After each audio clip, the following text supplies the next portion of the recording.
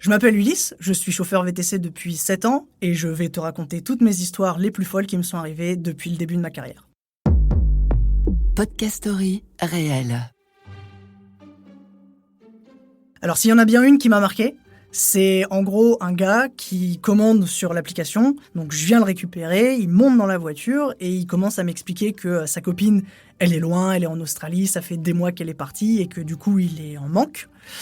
Et en gros, il m'explique qu'il a pris quelques drogues, voilà, qu'il a fait quelques bêtises et que arrivé devant la professionnelle, il n'a pas pu, voilà, il y a eu quelques petits problèmes. Et donc après, je reçois une deuxième course, donc je viens récupérer le deuxième client. Et en fait, lui, il était au téléphone avec sa petite amie, à travers les écouteurs. Et ce qui se passe, c'est que ils parlent, ils finissent leur conversation, ils raccrochent. Et l'autre à côté, qui du coup a eu quelques petits problèmes avec la prostituée, il lui raconte son histoire, il lui dit la même chose qu'à moi et tout. Et là, en gros, le gars, il lui donne tout plein de conseils dans l'art de la tromperie. Donc c'est avoir un deuxième téléphone, supprimer les SMS, se faire discret, etc. Et puis voilà, se passe ce qui se passe. La personne finit par descendre. Et là, le mec, qui donc a priori était un maître dans l'art de la tromperie, reprend ses écouteurs, reprend son téléphone, et là se rend compte qu'en fait, il avait pas du tout raccroché. Et il remet ses écouteurs, et là, il fait « Allô ?» Et là, j'entends, depuis le poste de conducteur devant, que sa copine, elle commence à lui crier dessus en mode genre « Ouais, comment ça, tu prendras un deuxième téléphone et tout ?» Enfin, c'est fou, on sentait que le mec avait quand même l'air de s'y connaître un peu quand même. Donc celle-là, elle m'a marqué, elle était assez drôle pour le coup. Je vais vous en raconter une, elle commence comme une mauvaise blague, comme c'est un Américain, un Français et un Anglais dans un avion. Là, c'est une prostituée, un flic et un dealer avec un VTC. L'histoire, elle commence un peu comme ça, c'est donc plusieurs courses qui sont réunies dans une seule, c'est des gens qui vont dans la même direction, on fait du covoiturage en VTC. Et donc je récupère un premier client qui monte devant, puisque je lui explique qu'il va y avoir 2 autres personnes, et donc qui monte devant, ce sera plus simple pour lui. Ensuite, on commence à rouler, on reprend une deuxième personne, donc un jeune, à peu près la vingtaine. Puis, on atterrit au milieu du bois de Boulogne, et là, on récupère donc une dame vêtue d'un impair, en fait.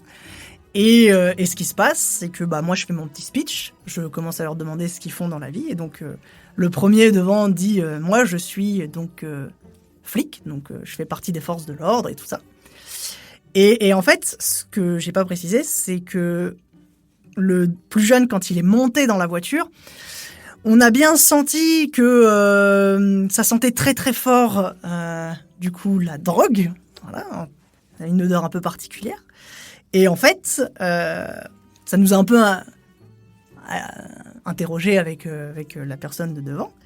Donc bon, lui explique qu'il est agent des forces de l'ordre. Le deuxième, du coup, derrière, plus jeune, commence un peu à bégayer, puis on voit qu'il transpirait des grosses gouttes de sueur du front quand il a dit que l'autre était flic, du coup. Et il lui dit comme ça, il dit moi, je suis en études de commerce. Voilà. Donc, a priori, il voulait se spécialiser dans le commerce international. et la dame, du coup, finit par dire qu'elle est coiffeuse, avec un accent très prononcé.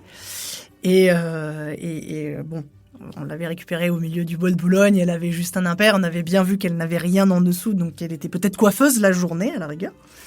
Et donc on fait notre bonhomme de route et tout, et puis on dépose tout le monde, mais celle-là, elle est marrante parce que vraiment, elle commence comme une mauvaise blague, quoi.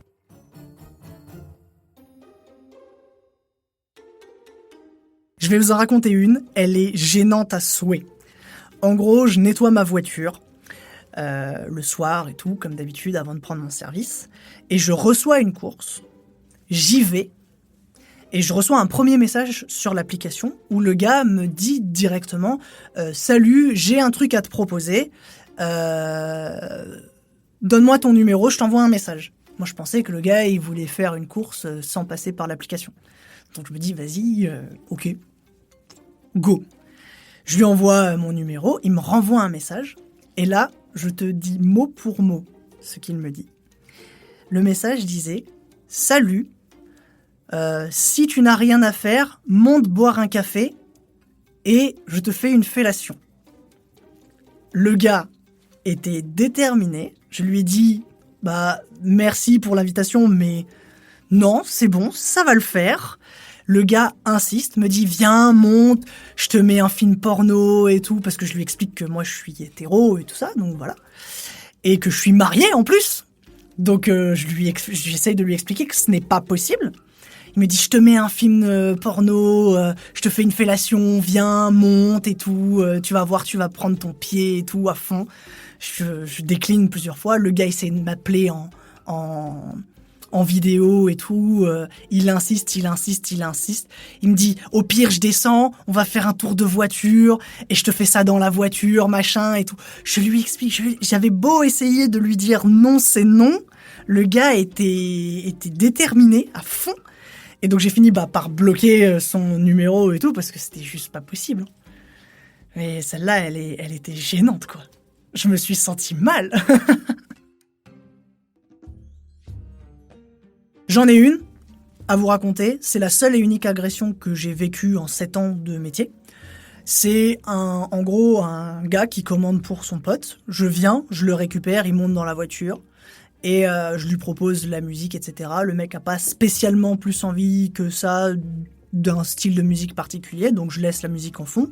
On commence à rouler. Et en fait, à un moment, 5 minutes après qu'on ait commencé la course, le gars me dit comme ça j'ai l'impression de t'avoir déjà vu quelque part et tout. Donc je me pose la question de où et comment, parce que moi je me rappelais pas forcément de l'avoir déjà eu en voiture. Et là, le gars me dit « Je suis sûr de t'avoir déjà vu sur Internet, sur des vidéos, etc. » Donc, bon, ok, je me dis que ça me paraît très peu probable quand même, malgré le fait que voilà, je fasse quelques vidéos sur YouTube. Et en fait, le mec pense et croit dur comme fer qu'il y a une caméra dans la voiture et que je suis en train de le filmer. Donc j'ai beau lui expliquer, etc. Le mec commence un peu à s'énerver et tout. Il vient entre les deux sièges, il me met une gifle. Moi, ça me pique un peu dans mon ego, voilà. Mais je veux rester professionnel, je veux l'emmener jusqu'à chez lui et tout, parce que voilà, il habite loin et tout. Et donc, on est arrêté sur le bas-côté, le gars essaye de me sortir de la voiture, etc., entre les deux fauteuils. Il finit par prendre ses affaires, claquer la porte et à vouloir venir me récupérer au niveau de ma portière conducteur. Et là, en fait, moi, j'ai accéléré. J'ai pris la première à droite, le gars il essayait de courir après la voiture, mais forcément tu rattrapes pas une voiture. Et en fait, j'ai fini par appeler son pote qui avait commandé pour lui. Je lui explique que je vais annuler la course, que le gars m'a agressé et tout, et que c'était un peu inadmissible, mais bon voilà, c'est pas grave, sans rancune, c'est pas lui qui est responsable de ça, quoi. Donc la seule et unique agression de ma vie, c'est celle-là. L'histoire qui m'a le plus marqué et qui me marquera à jamais, c'est un braquage. En gros, je reçois une commande pour récupérer un client du côté de Saint-Denis. Je vais devant l'adresse, j'appelle la personne parce que je voyais personne devant. Donc j'appelle le client, je lui dis bon bah voilà, je suis devant, et il me dit qu'il a 3 valises et que du coup il est un peu chargé et qu'il a besoin d'un coup de main et que lui il est en fait derrière dans le parking, donc c'est un parking ouvert et tout ça. Et donc je vais dans ce parking là, l'entrée était un peu en travaux mais ça a passé, la voiture passait tranquillement et tout. Et donc je viens devant, j'attends 1 minute, 2 minutes, je vois personne, je me dis je suis pas au bon endroit. Donc, je rappelle la personne et au moment où je vais pour rappeler, j'entends un gros boum sourd à gauche. Je vois un type cagoulé, en train d'essayer de forcer sur la portière, de taper sur la vitre et tout. Et là, je comprends que du coup, je suis tombé dans un guet-apens. Et là, je entends un autre bruit à droite et je vois du coup le comparse en train de forcer sur la portière aussi. Donc là, mon cerveau, il réfléchit pas. Je fais ma meilleure marche arrière. Je vais pour m'arrêter juste devant l'entrée du parking. Et là, les mecs commencent à essayer de courir après la voiture. Et là, à ce moment-là, dans ma tête, je me dis, il faut que je bluffe. Donc je commence à donner 2-3 coups d'accélération avec la voiture en leur disant « Les gars, potentiellement, je peux vous rouler dessus. » quoi. Et c'était plus du bluff qu'autre chose. Ils partent dans l'autre sens. Je ressors du parking. J'appelle la police à ce moment-là parce que vu que c'est pas ma propre voiture, que c'est une voiture d'une société, etc., s'il y a des dégâts qui sont faits, c'est pour moi. Donc ce que je fais, c'est que j'appelle la police. 10 minutes passent, la personne qui m'a commandé repasse une commande.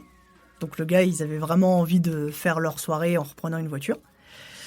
Et au même moment, j'ai le central qui m'appelle et qui me dit « Bon bah voilà, on est sur place et tout, comment ça se passe ?» Et donc là, je leur explique que le gars a repassé une commande et que s'ils veulent le cueillir, c'est maintenant.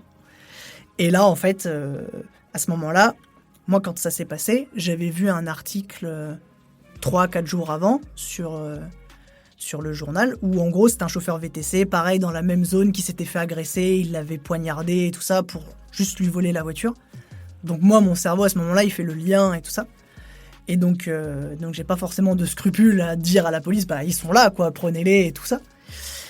Et donc 2-3 minutes après, je vois une voiture de police qui s'arrête, une première, et ils me disent comme ça, suivez-nous. Et une deuxième, et je vois les types qui étaient derrière, du coup, menottés et tout ça.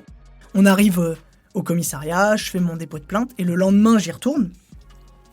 Je refais un dépôt de plainte devant un OPJ, et là, l'OPJ me dit qu'en gros, ces deux mecs-là, ils étaient sur un braquage quelques jours avant. Et donc, un braquage dans une maison, un homejacking, et qu'ils avaient ligoté les gens dans la maison, qu'ils les avaient tabassés, machin, etc. Et toi, t'es là, tu te dis, ah ouais, quand même, les mecs, ils sont chauds, ils sont vénères, quoi, ils en veulent, quoi. Et toi, t'es là, tu te dis, bon, bah, j'ai failli potentiellement mourir ce soir-là si j'avais peut-être pas eu les bons réflexes, quoi.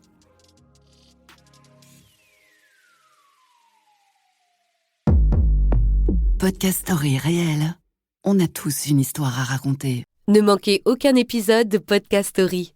Abonnez-vous et mettez 5 étoiles sur Podcast Addict, Amazon Music ou Spotify.